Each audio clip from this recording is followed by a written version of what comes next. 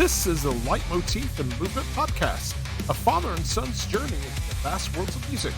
I am your host, Mike Ficklin, and joining me on this epic musical journey is my son, Michael Ficklin. This show is dedicated to the discussion of music and introducing Michael to music from the past and present. We discuss music mainly from the genres of rock, hard rock, and heavy metal. We also, from time to time, dive into film and video game scores, and we sprinkle in some surprises along the way. Michael, what have you been listening to this week? I have been listening to, of course, like, I would have to recount the amount of albums on that playlist. If you're talking about the playlist that I made, it's 18 total albums. Well, there's the answer. Yep, we listened to 18 total albums for today's spectacular, where we're going to reveal our top 5 records of 2025. Outside of that, you haven't listened to anything? No, but I did 10 albums, but... You listened to 10? No, like, I picked 10. Okay. So you got, 5 honorable mentions then? Yes. Okay, great. Yeah, for me, I checked out the new record from the T Club titled Chasm. This is the 6th record from the Philadelphia, Pennsylvania-based progressive rock band and the first one in 6 years. I admit to being surprised by this release. I had absolutely no idea it was coming. I love being surprised. To start, you can hear and feel every ounce of love and attention to detail put into these songs. There's a lot of variation between and within songs, which keeps things interesting. You get some more jazzy sounding songs.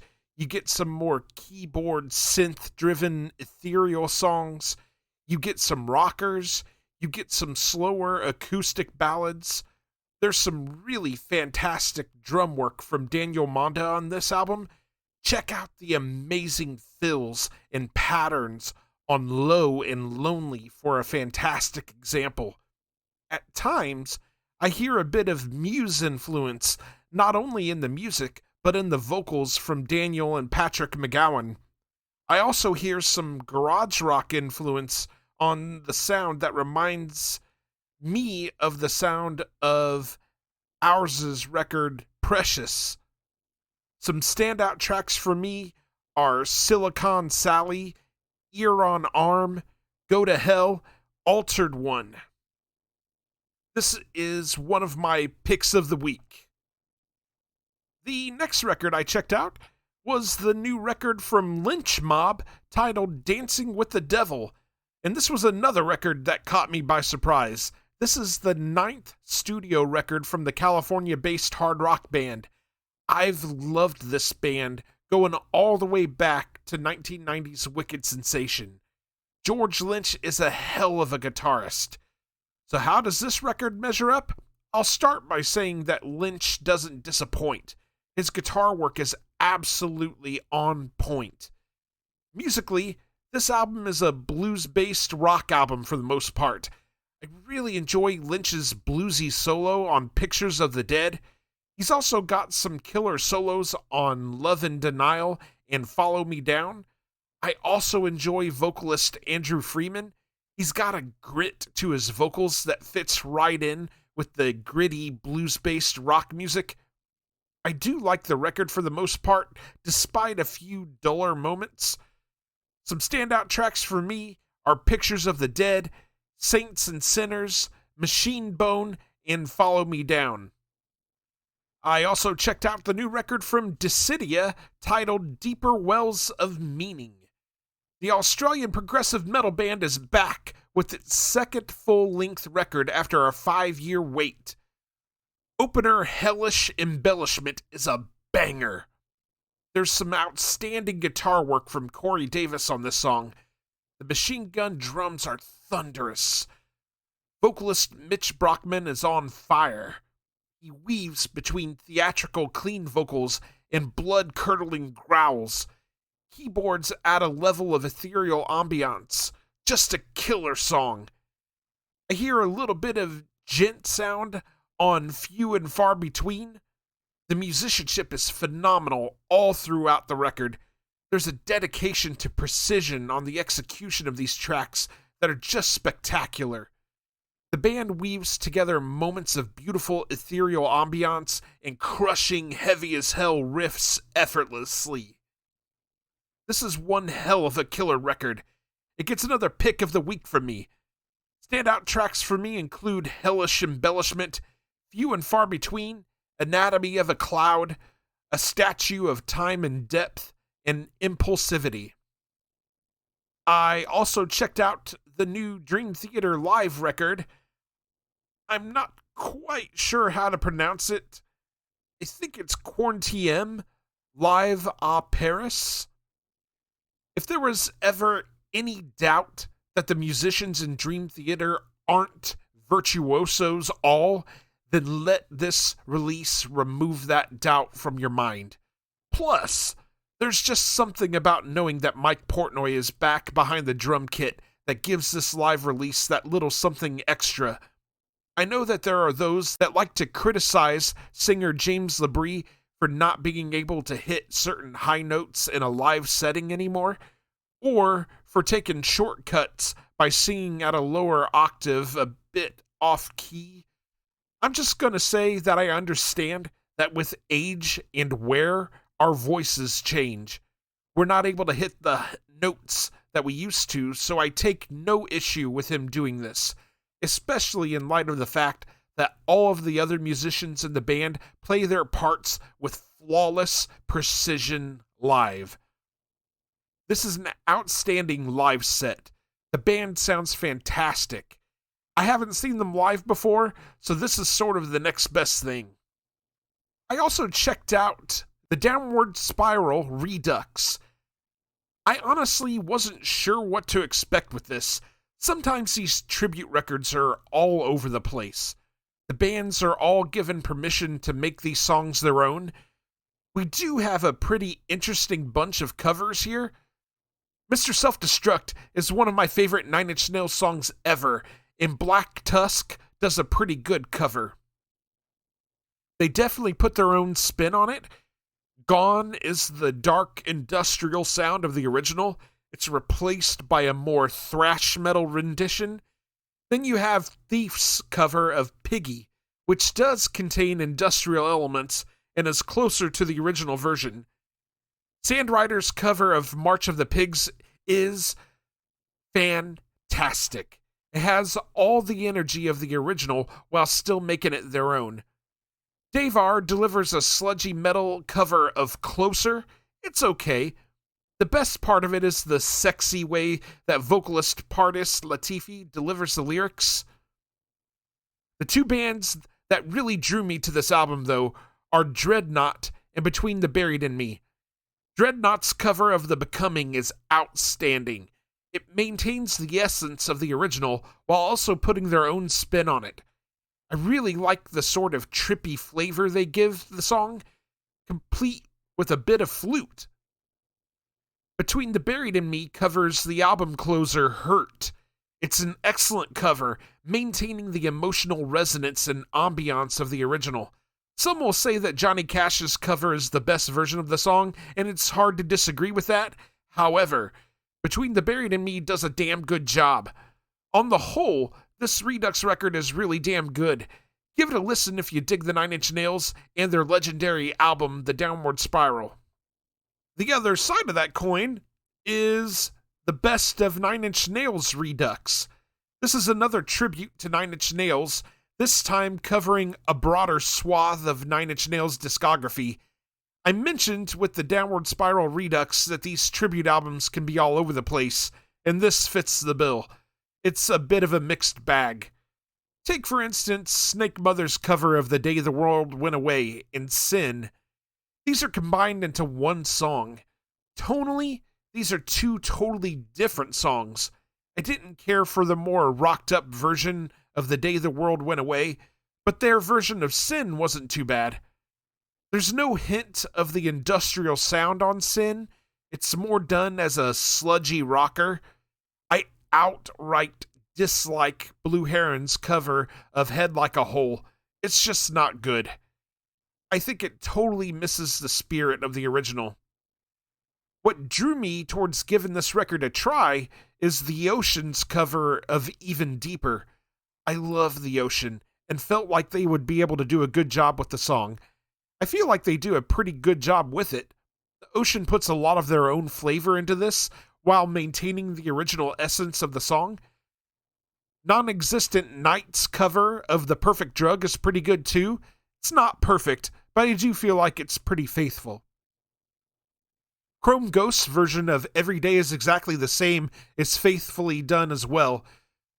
Bleak Heart's cover of Something I Could Never Have is properly atmospheric, moody, and ethereal. It's a really great cover. Overall, this compilation is a mixed bag, but it does have its moments.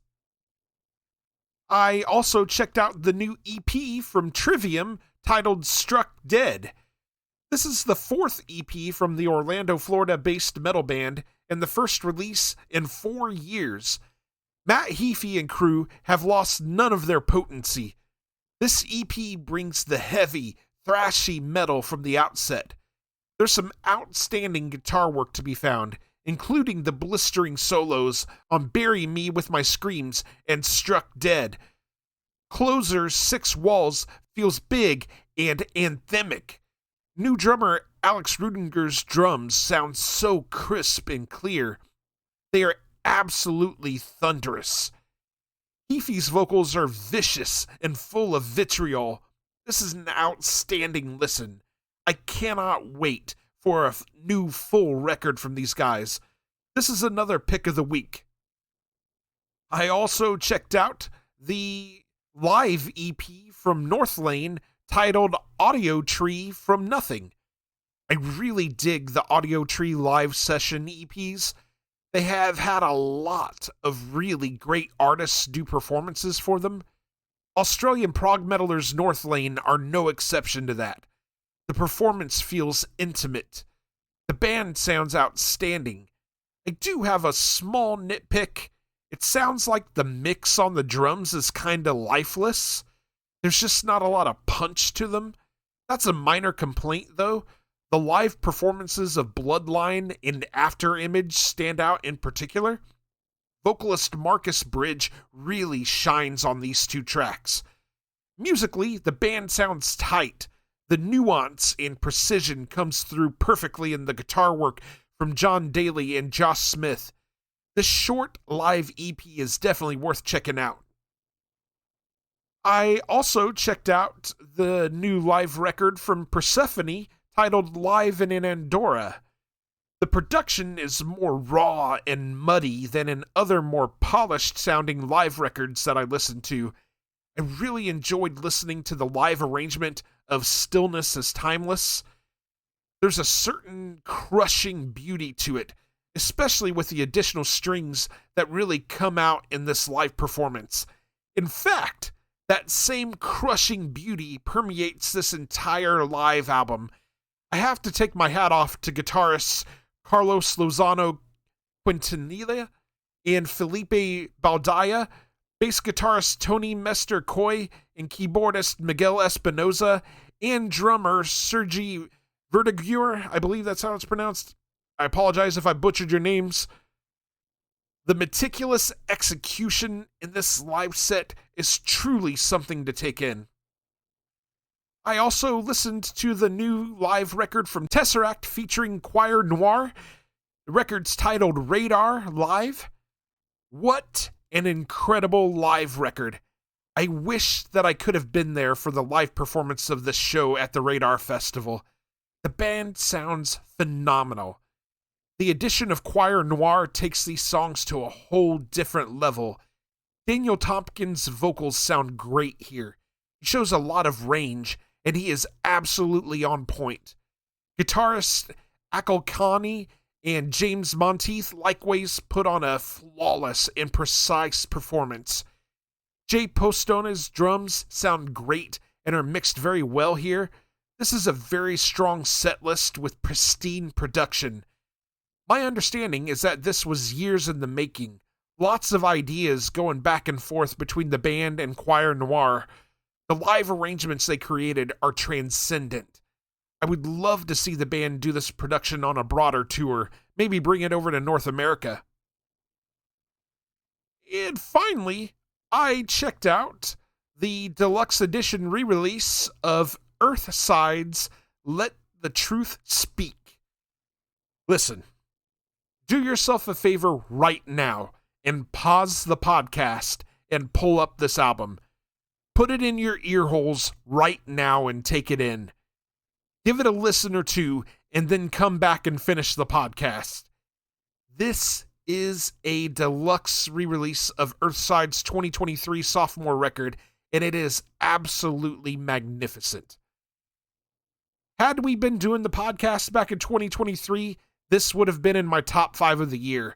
May have even hit number 1. It's a beautiful and cinematic journey full of emotional highs, soaring melodies, gorgeous atmospheres, and some truly amazing moments that will leave you breathless. It features a host of guests, including Ketera, Pritam Adhikari, Arlon, Daniel Tompkins of Tesseract, and many more. Some standout tracks for me are We Who Lament, The Lesser Evil, and Let the Truth Speak, and All We Knew and Ever Loved. Of course, it wouldn't be a deluxe edition without some extra tracks. This version comes with a whole second disc, featuring some new songs, some remixes, some expanded versions, and some instrumental versions. I just want to take a moment to point out a few more of my favorites. Let the Truth Speak Genedy version is a gorgeous alternate take of the original. You don't hear Daniel Tompkins' vocals on this version. Instead, it's all instrumental with some additional atmospherics. Denial's aria, Ambient, is also beautiful. As the version name implies, there's a more ambient, atmospheric take on an already ethereal and atmospheric song. Earthsync featuring Daedric is another outstanding track. I could literally go on and on waxing lyrical about this album, but my words just don't do it justice. I highly recommend this record. Listen right now. All right, Michael. Anything else from you before we move on? No. Big list from me, right? Yes. Did I pique your interest on anything? Well, a lot of those things a decent amount, I'm pretty sure you read off, I've already had to listen to. But there was a couple. I really think you should check out that Earthside record, dude. Good stuff. All right. All right, so we will move on now to the Art of Discovery. And this is the segment wherein we take a listen to some bands that are either unsigned or just not getting the love that we feel they deserve. And this is actually our best of the Art of Discovery 2025 segment. We've got 5 songs instead of our customary 3. We're going to kick things off with a melodic 90s, 2000s-ish alt-rock metal band from Glasgow, Scotland. This is Caustic Waves with their song Neon Claws.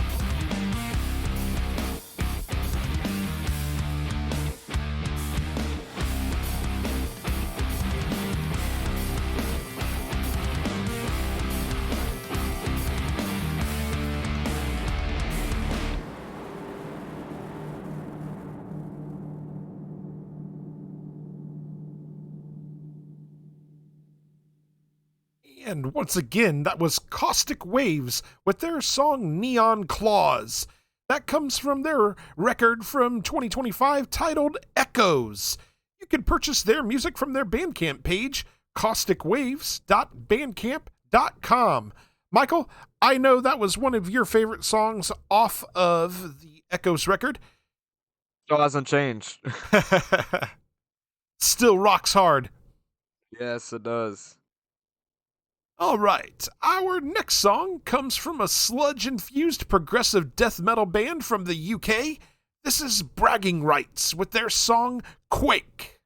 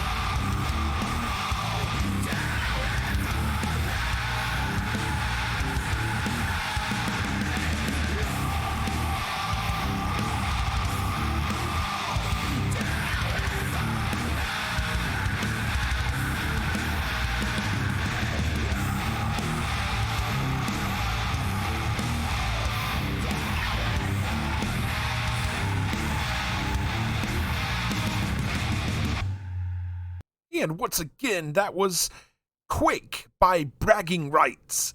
That comes from their 2025 record titled Carpe Jugulum. You can purchase their music from their Bandcamp page, braggingrights2022.bandcamp.com. Michael, that was one of my favorites from Carpe Jugulum. That song goes hard as hell, man. It does. Yeah, dude. Was that one of your songs from the record? Yeah. All right, our next song comes from a blackened avant-garde metal band from New Jersey. This is Am I in Trouble with their song White.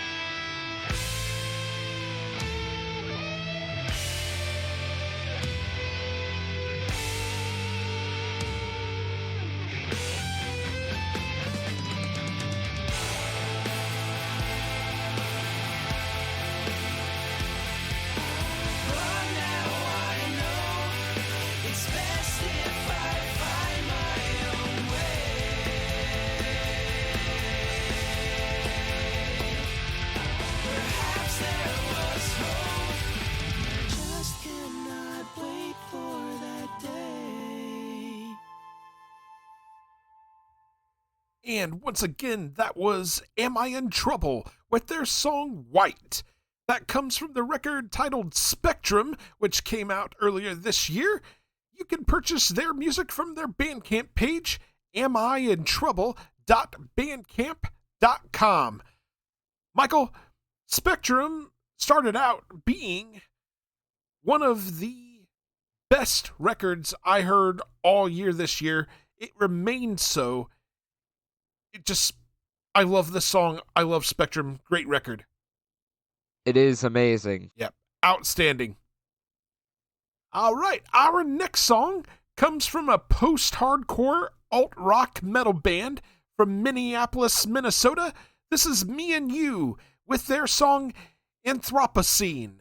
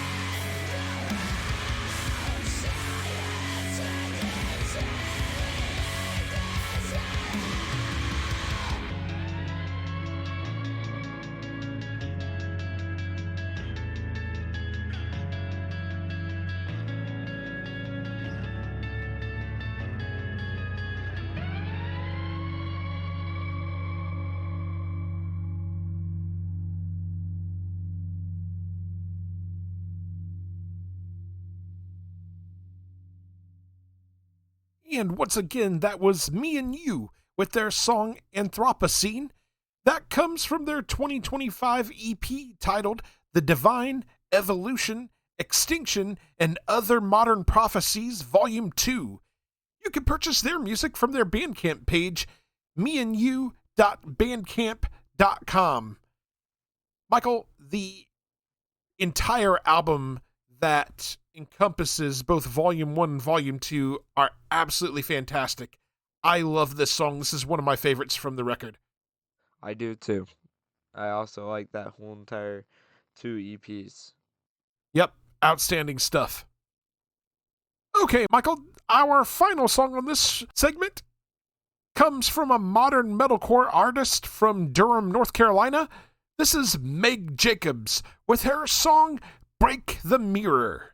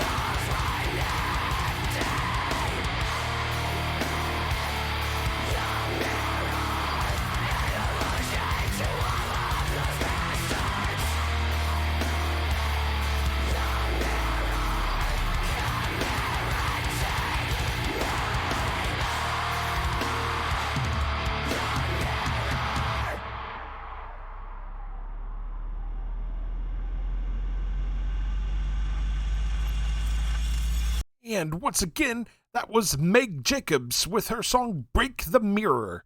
You can purchase her music from their Bandcamp page, megjacobs.bandcamp.com. Michael, we featured 3 songs now from Meg Jacobs this year, and all of them have been completely fantastic. While she hasn't put out an EP or an album, all of the singles she's put out, chef's kiss. From the very bottom of my heart, I want to take a moment to thank every single one of the bands and artists we have gotten to feature on the Art of Discovery this year. It's truly an honor and a privilege to share your music with our listeners. This is our favorite segment on the show. I love discovering new music and sharing it with others. I'm very much looking forward to continuing on into the future, discovering more bands, and introducing our listeners to them. Thank every single one of you so much. And also from last year. 100%. Yeah. Michael, anything else before we move on? Nope. Okay. So now we'll get into our main topic. We're going to talk about our top 5 records of 2025. I put together a list of my top 18 albums, and I provided those to Michael, and I'm like, here, check these out, because I know that he doesn't really listen to a lot of the new releases like I do. Like, I listen to new stuff every week when new stuff comes out. So I put together this list of 18 albums. I'm like, here, check these out. Let's see what you like, and let's give our listeners a taste. Michael, we're going to go back and forth on this. I'm going to let you start. So how are we gonna do it this year? Are we gonna do what we did let's last year? do 5 through 2. Then we can give our honorable mentions, and then we'll reveal our number ones. All right, Michael. So kick us off. Give us your number 5 record of 2025. I'm gonna start it off with number 5, which is Spirit Box. I don't remember the album name because I didn't type it down. Tsunami Sea. Okay. I didn't type down any of the album names because I didn't feel like clicking the 3 dots on each band and figuring out where the song traces back to. So what did you like about Tsunami Sea? I love the vocals, I love the drum work, and I love the guitar work. I like the different mixes between screaming and clean on a whole bunch of the songs. And I listened to this a lot at the beginning of the year. And probably my standout tracks is the first track, which I'm probably going to butcher if I try and read. And Perfect Soul. Are you referring to, I think it's Fata Morgana? Yeah. Yeah. And Deep End. Good stuff. All right, let's hear it from you. All right, my number 5 is Rivers of Nile's Rivers of Nile. This is the 5th album from American prog death metal band Rivers of Nile, and is the first without their original frontman, Jake Diffenbach.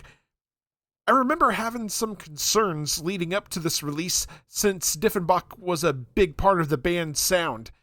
My concerns were quickly laid to rest. Adam Biggs absolutely slays on the vocals with some absolutely blood-curdling growls and screams. He also contributes some outstanding clean vocals. Musically, this album is crushingly, brutally heavy. Interspersed throughout are some more mellow, ethereal transitions. And as you may already well know, I love it when prog metal bands add in sax. It just takes things to a whole new level for me, and we get some of that on this record.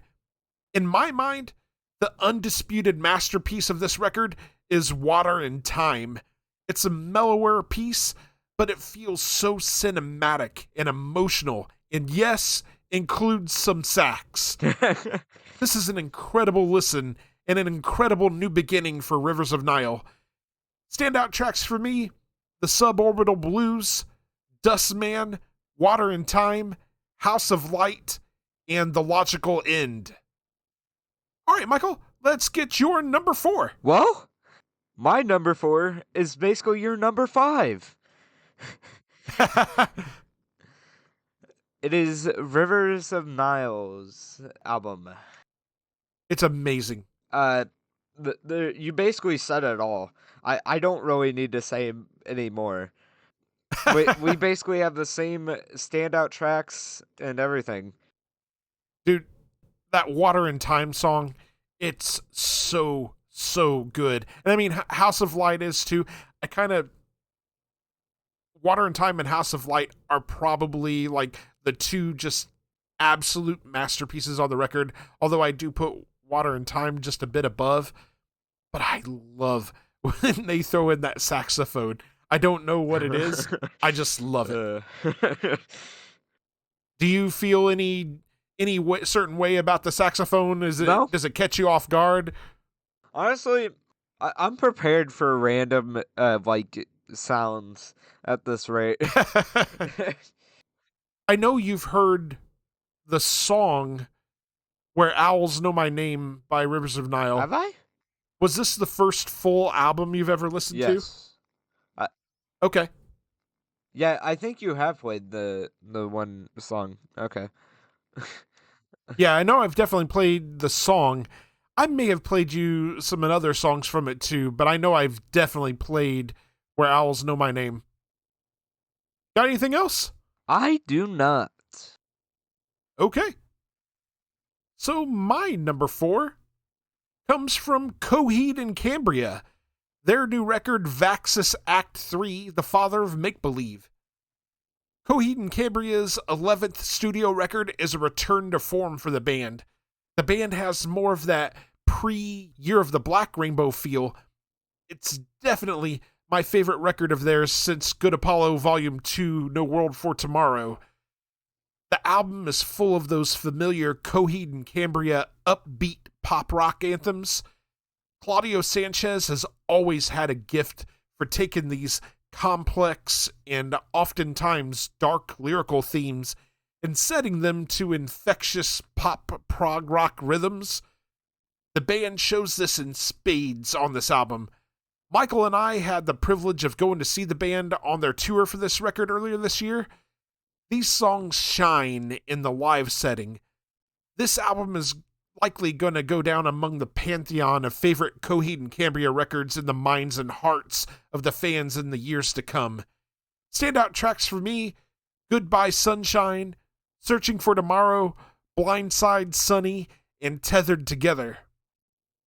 All right, Michael, let's get your number 3. My number 3 is, please tell me I'm saying this correct, Ginger? Yeah, Ginger, All right. with their album Duel. I love how it brings all the heavy throughout the whole entire album, especially Yes, dude. on that first song. It just immediately kicks in. I love the vocal work, the drum work, and the guitar work. It just all fits so well together, and an awesome record. And this is why it has earned this place for me. My standout tracks are Hedonist. I I'm not even gonna try and say, and Green Serpent. Yeah, dude. Their singer, Tatiana Shamaluk, she's freaking fantastic. She's amazing. Agreed. All right, let's All hear right. it. Yeah, so my number 3 comes from Dream Theater with their new album, Parasomnia. Dream Theater's 16th studio album marks the return of Mike Portnoy to the drum kit for the first time since 2009. There's something magical about this record, like a band that has renewed vigor, having been reunited with their brother. The album has a darker, sinister sound to it. I'd even go so far as to say that this might be the band's heaviest sounding record since 2003's Train of Thought. Take, for instance, the opening guitar riff to A Broken Man. If you didn't know better, you could almost swear it sounds like something Michael Ackerfeld wrote for Opeth.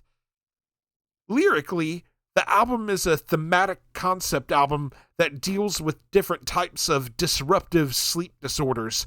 It's a harrowing, haunting, and emotional journey and goes among my favorite Dream Theater records. Standout tracks for me include Night Terror, A Broken Man, Midnight Messiah, and the Shadow Man Incident. Fair. All right, Michael, let's get your number 2. My number 2 is Coheed and Cambria's new record. Yep. Vaxis 3, The Father of Make Believe. I love this album. I just gotta state that. Fun fact: Coheed was my most listened to artist this year on Spotify. This was really the year that you discovered Coheed. Yes, but partially the reason why it's so high is most of my. I think for like 200 songs on my playlist, it's just straight Coheed and Cambria. So you Yeah, have to listen to it on shuffle so yeah. that you don't have to No, hear all I of I that have I straight through. have to because I didn't like mix it up as I was adding them. I just went by artist down. The first of the playlist is Some Dust, and then it goes into Periphery, and then I don't remember what goes into after. There's so many songs on that playlist now. There's like over like 1,200, I think now. But this record is probably their best since Good Apollo Volume 2, No World for Tomorrow. I love the guitar work, and I love the drum work, and I love Claudio's vocals. And I love how each song had a different feel while listening through. My standout tracks are Goodbye Sunshine and Meri of Mercy. Okay. I don't know how to pronounce the first part. I know the other parts.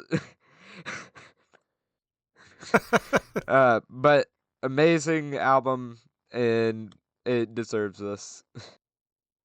Awesome. Good choice. All right, for my number 2, I've picked in Abstract Illusions, The Sleeping City. The Swedish progressive death metal band's third album instantly made its way into heavy rotation for me. It has become my favorite release from the band. It's such an outstanding listen. There is so much musical depth to this collection of songs. Blood-curdling growls and screams in the verses, some emotional melodic vocals in the choruses. There are plenty of machine gun drums and sick, heavy as hell riffs to be found. But some of my favorite stuff is the quieter, more melodic moments. The layers of ambiance from the keyboards and the majestic sounds of the additional strings to some of the tracks lends deeper emotional depth.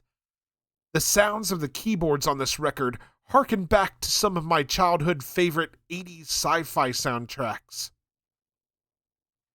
Standout tracks for me include Black Murmur, Like a Geyser Ever Erupting, Frostflower, Emmett, and The Sleeping City. Those are fair choices. Great stuff. All right, Michael, before we reveal our number 1, let's take a look at some honorable mentions. What do you got? So, are we going from 6 down or 10 up? I mean, you don't have to necessarily reveal them in any specific order. I So whatever you want to do I is put fine. them in order. Okay, well, do them from the bottom up then. So, at number 10, I have an abstract illusion. I got through it. I love the vocals and I love guitar work and I love the unique sounds that they use. And of course, amazing drum work. And I love the song Frostflower because the beginning gives me like a Final Fantasy vibe, you know? Yeah, dude. Yep. Like you're going into like one of those more like peaceful areas. There's a Yeah. beauty to it. Then it starts to pick up and then it like ends on a like suspenseful and then it gets into amazing vocals. But amazing album. I would recommend listening through all of it. For me, I didn't put my honorable mentions in any particular order because they're all great. So, in no particular order, I'm going to go ahead and start out with Spirit Box's Tsunami Sea. This is the sophomore effort from the Canadian progressive metalcore band, and it is outstanding. It just barely missed the cut for my top 5. For me, their musical sound reminds me quite a bit of gent bands like Periphery and Tesseract. Courtney LaPlante is one of my favorite vocalists in metal. Her screams have all the proper venom and brutality. Where she really shines for me are her cleans. She's got an amazing voice. Check out a song like Perfect Soul to get a good example of how good her cleans are. It's a really melodic song with some great ambiance. Her vocals are at times ethereal and haunting on the song. Some standout tracks for me include Fata Morgana, Perfect Soul, and Deep End. Oh, we have the same opinion. All right, Michael, what else you All got? right, for number 9, it is. I'm gonna butcher this. I'm gonna butcher this. Allegheny or yeah, Elegion, Legion. I was nowhere the close. ossuary Yeah, I lens. was nowhere close. You're good. uh, Some of these band names are incredibly hard, and you see me struggling with some of the names too, so don't feel bad. There is just amazing guitar work on this record, and I love the vocals and I like the drum work, but holy moly. I have to state this again. Guitar work is outstanding. And standout Yeah, tracks dude. for those is Chaos Theory and The Swarm. Whew. Yeah, dude. Great Especially choices. That's such a good album. especially The Swarm for the opening. Whew. That record just rips your eardrums out and melts your face, dude. It's such a good Yes. record. The next honorable mention for me is the new record from Between the Buried and Me titled The Blue Nowhere. This is the 11th record from Between the Buried and Me, and it shows the further evolution of the band. This one feels like it had a bit of 80s new wave influence to it. This certainly makes the sound of this record stand out from anything else the band has done. There's also some really outstanding, funky feeling bass work on this record, on tracks such as the opener Things We Tell Ourselves in the Dark and God Terror. Musically, there's lots of melody, tonal, and timing shifts which keep things interesting and keeps the listener on their toes. There are songs that are absolute tour de forces in and of themselves. Take a listen to Absent Thereafter for a good example of this. Vocalist Tommy Rogers explained that, conceptually, this record exists in a world that's not tied to a storyline. It's more about a feeling where they live for me. Lyrically, Rogers stated he approached the songs as journal entries, fleeting and introspective thoughts, chaotic at times, depending on the music. Standout tracks for me include God Terror, Absent Thereafter, and Psychomantium. All right, Michael, what you got next? Right. For number 7, I have Killswitch Engage's album. Yep, This Consequence. I love the vocals and I love the drum work. And I like the heavy vocals and clean vocals because they just fit in well. And the fact that every song makes you want to headbang. Yeah, dude, that album is super, super Yes. thrashy. And Jesse Leach is on fire on the vocals, I agree. And my standout track is Forever Aligned. Yep, that was the first single released from the record, too. It's a good song. Was it first or second? It was the Okay. first single released. Was the second one, I believe? I believe so. I can't remember for certain, but I do know Forever Aligned was the first song from the record. I They remember released. getting Spotify ads for this record. So, interestingly enough, Michael, we're aligned on this because my next honorable mention is also Killswitch Engage's This Consequence. The band's ninth album is, in my opinion, the best one since 2009's self titled record. I'm not saying the band hasn't had good songs or even decent records since then, but This Consequence as a complete work is fantastic. The band is at their absolute best here. They lean into their more hardcore roots on this record, resulting in a heavier and more raw sounding record. That's not to say that they don't go into their more melodic side as well, because they definitely do, but they still manage to maintain that raw power and heaviness. I mentioned in my original quick review earlier this year that this is the album we needed, and I still believe that. Jesse Leach's vocals are among the best he's ever done. There's a lot of deep emotion being expressed in this record, a plea to open our eyes and maybe find a way to come together before it's too late. It was painful to leave this record out of the top 5 because it's that damn good. The metalcore originals are still out here showing us how it's done. Salute! Standout songs include Abandon Us, Aftermath, Where It Dies, and Collusion. All right, Michael, what you got next? My seventh honorable mention is Dream Theater's record. Parasomnia. Yep. I love the haunting feel you get through this whole entire record. It reminds me of so much of a Opeth record. It's something funny. It definitely has that haunting Yeah. vibe, right?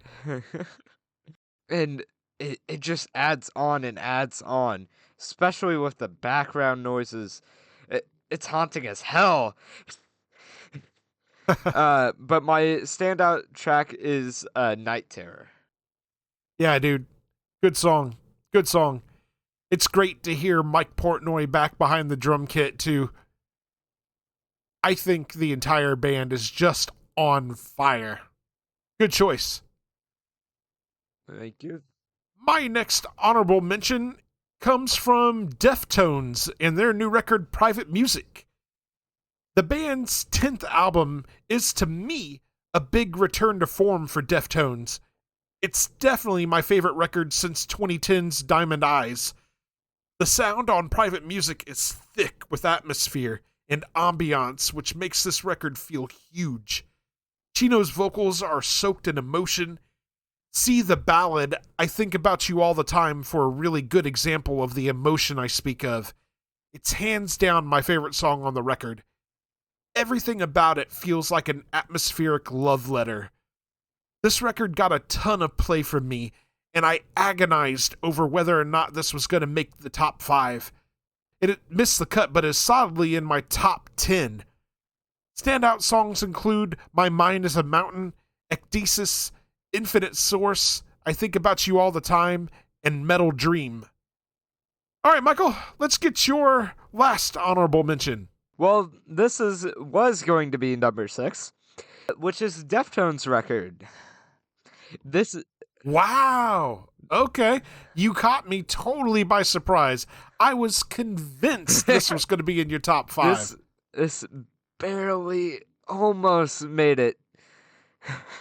But I love the guitar work and the drum work and the vocals. I like that all the songs transfer from each other, and I love the echo effect they do on some of the songs.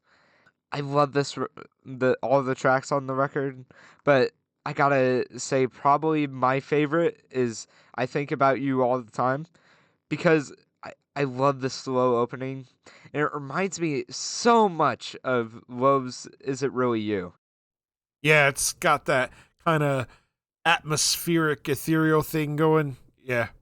If I were to look at my Spotify Wrapped from last year, I think Is It Really You was probably my most played song. I, I, I Such a good song off a really good I album. swear I listened to that way too much. No such thing. All right, for me, my final honorable mention goes to Sea Saren with their album The World Outside. After an 11-year hiatus, Sea Saren returned with their third studio record, and what a return it is. There is so much to take in with this record. The music is very much in that classic prog metal style, but also integrates heavier modern moments with harsh screaming vocals. There are some absolute monster riffs to be found. The addition of keyboards, violins, acoustic guitars, and other instruments helps to really fill out the sound of the record and give it plenty of variation. Jay Lamb is a phenomenal vocalist and multi-instrumentalist. He wrote all of the lyrics and music for the record. The album features some guest spots that add a lot of flavor and beauty to the songs. Take, for instance, Steffi Kennelly's guest vocals on The Rose on the Ruin. There's also the outstanding guitar solos provided by Andy Gillian, Dan Hoyos, and several others that help to make these songs sound absolutely epic. Standout tracks include Where None Shall Follow, The Rose on the Ruin, and When the Wretched and the Brave Align. All right, Michael, it's that time. Time to reveal your number one record of 2025. I want you to try and guess it real fast. I want What's you to that? try and guess it before I reveal it. Well, the ones that I thought might have a chance, we've already mentioned. So I'm really not sure. You've got me baffled. I don't know. It is The Reticent with their album Please. Wow. Wow. So you have completely caught me by surprise. Completely. Because I could have sworn that you would have definitely had that Deftones record there at number one. I'm genuinely surprised. The main thing that just sets it up for number one, the message. That's one of the big things. But also Yeah, dude. great guitar work, amazing vocals, and just an amazing record all around. And I like how each song has its own uniqueness from each ah Yeah, I yeah get what you're saying. It's unique from each other. yeah. And I would recommend just listening to this, listen to it all the way through. Yeah. Honestly, this is a record that you drop everything for to listen to. 100%. Get your best set of headphones and just let it take you. And probably my favorite on the record is the Riptide and the Chant. The Riptide and the Yes. Chants. I did Yeah. not type out everything, but that's the beginning part. There's parts in Good brackets. choices. Yeah. So that'll take me to my number one. And we have something in common because my number one is also Please by the Reticent. They say that a writer writes at their best when they write from experience. The Reticent's frontman and songwriter Chris Hathcock knows something about this. Having lost his father and going through all the emotions, grief, and pain that comes with it, add to that a crumbling marriage and feelings of isolation, all of this weighing him down to the point that he considered ending it all. But something saved him. The sound of the song Early Grave by the Contortionist pulled him back. He took it as a sign from his father telling him not to go through with it. Chris then poured all of these emotions, grief, and pain into the creation of Please. During the recording of Please, he suffered a larynx injury that has never fully healed, but he was able, after 6 weeks of silence, to return to singing. Suffice to say, Chris went through it. He's still going through it. And through it, the Reticent has created perhaps its most poignant work in Please. I love records that make me feel something, records that touch me emotionally, plucking at my heartstrings. I've been through the hell that is losing my father. I lost him far too soon and far too young to lung cancer. I know that grief and that pain all too well. The songs on Please deal with mental health and some of the different disorders that come with it. Things like sleep disorders, panic attacks, panic disorders, depression, and suicide. It also delves into the minds of those that try to hide their disorders from others, and into the minds of those that belittle and look down on those suffering from mental health disorders. It's a hauntingly beautiful record with outstanding and oftentimes meticulous, complex musicianship. You can hear the influences of bands like Rush, The Contortionist, Tool, and Opeth in the songs. The songs weave in and out of heavy, crushing segments and calmer, more melodic moments. Chris Hathcock's vocals are soaked with emotion, pain, anger, and grief. He's able to deliver harsh growls and screams, along with melodic cleans when the music calls for them. Please is a masterpiece of dark, haunting, emotionally charged beauty. Its message lingers with you long after the final note is played. It is undoubtedly my top album of 2025. Standout tracks for me include The Concealment, Those Who Don't Want to Wake, The Night River, Those Who Can't Rest, The Bed of Wasps, Those Consumed with Panic, and The Chance, Those Who Let Go. Amazing picks. Outstanding. And that is going to take us to our question for the audience. What are your top 5 records of 2025 and why? Michael, do you have anything else before we move on? I do not. All right. It was an outstanding year in music. All right. So now we'll move into our next segment. This is Can't Wait. New music coming soon. And this is my list of most anticipated records of the first quarter of 2026. But before I get into that, Michael, do you have anything for this? Actually, I would say Carnival. Yep. The new record from Carnival and Versus comes out on February 6th. What about that Seven Dust record? When does that come out?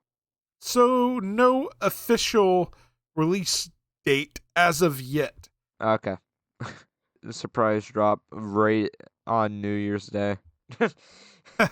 Probably not. Anything else? No. Okay. Well, my list of most anticipated records starts on January 9th. Alter Bridge releases their new record. It's a self-titled record. On January 16th, Soen releases their new record, Reliance. On January 23rd, Megadeth drops their final record, self-titled Megadeth. Also, Textures drops their new record, Genotype. And Pelican drops their new EP, Ascending. On January 30th, The Hirsch Effect drops their new record, Der Brock, and Halas drops their new record, Panorama. On February 6th, we mentioned the new Carnival record, which is, decades and decades and decades in the making, titled Inverses. Also, Pussifer releases their new record, Normal Isn't. And the Silver Sun Pickups release their new record, Tinterhooks. On February 13th, we get the new record from Story of the Year titled Arson. On February 20th, what's that? I said, okay. On February 20th, we get the new record from Silosis titled The New Flesh. On February 27th, we get the new record from Rob Zombie titled The Great Satan. On March 27th, we get the new record. Well, it's not a new record. I should say it's a 20-year anniversary edition of 30 Seconds to Mars' second record, A Beautiful Lie. And then, recently announced, no official date set yet, but the new record from Deer in Grey titled Mortal Downer is on the way at some point in 2026. I would assume probably first quarter. And like Michael mentioned, we don't have a set release date yet, but Seven Dust has a new record on the way, which should be out sometime 2026 with no title released yet. All right, Michael, anything else before we move along? Nope. Okay. So now we'll get into our final segment. This is Michael's journey discovering a song from the past. And this time, we're getting Michael's thoughts on the Whitney Houston classic, How Will I Know? How Will I Know is a song recorded by American singer Whitney Houston from her self-titled debut studio album. It was released on November 22nd, 1985 by Arista Records as the album's third single. It was written and composed by George Merrill and Shannon Rubicam. It was originally intended for pop singer Janet Jackson, but she passed on it. Houston then recorded the song with altered lyrics and production from Narada Michael Walden. How Will I Know received mostly positive reviews from music critics. It became Houston's second number one single on the U.S. Billboard Hot 100 in February of 1986, spending 2 weeks atop the chart, and also became her first chart topper on the Canadian RPM Top 100 Singles chart. It also reached top 10 positions in Australia, Sweden, Ireland, Norway, and the United Kingdom, and top 20 positions in the Netherlands, New Zealand, and Switzerland. The accompanying music video for How Will I Know features scenes of Houston dancing in a setting of video screens and colored partitions. The music video gave Houston exposure to teenagers via MTV and other video outlets. It received 2 nominations at the 1986 MTV Video Music Awards for Best Female Video and Best New Artist, winning the Best Female Video category. The song was performed on many of her tours, including the Greatest Love Tour in 1986 and Nothing But Love World Tour in 2009-2010. All right, with that little bit of background out of the way, Michael, let's get your thoughts on the song. I love the beat and her vocals, and I love the keyboard. And this song is an absolute classic. And this is just an amazing song. And I think classic is a understatement. It is an amazing, iconic classic. Had you ever heard the song before? Yes. You had? Okay. Yes. Out of curiosity, what does Spotify say about the listenership on that song? I would have to look it up. Well, while you're doing that, I'll give you my thoughts on the song. I'm a sucker for a beautiful voice, and Whitney Houston had that in spades. She had so much soul and power in her voice. She had a huge vocal range. Truly a once-in-a-lifetime talent. This song is the first song that I ever remember hearing from her. It always stuck with me because of the infectious rhythm of the music and Whitney Houston's outstanding vocals. The little things she does with her vocals, the little inflections, her control is truly amazing. The vocal melodies are just as infectious and memorable as the music. The music definitely feels and sounds quintessentially 80s, but I do feel like it holds up well. A good pop song is timeless, and I feel like this fits the bill. Whitney would go on to make better songs, but this one marks the beginning for me.